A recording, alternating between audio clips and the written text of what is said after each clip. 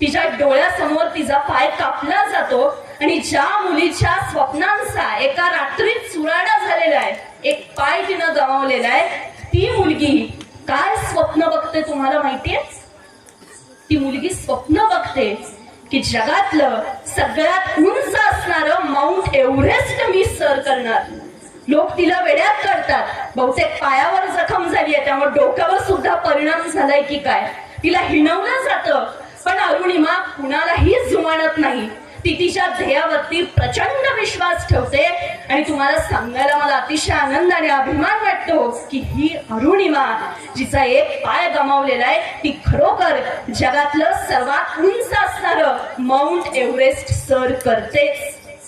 आणि मग या अरुणिमाबद्दल कवी सुरेश भटांच्या काही ओळी मला म्हणाव्याशा वाटतात की विझलो जरी आज मी, हा माझा अंत नाही, पेटेन उद्या नव्याने, हे सामर्थ्य नाशवंत नाही, छाटले जरी पंख माझे, पुन्हा उडेन मी, अडवू शकेल मला अजून अशी भिंत नाही, अडवू शकेल मला अजून अशी भिंत नाही. म्हणजे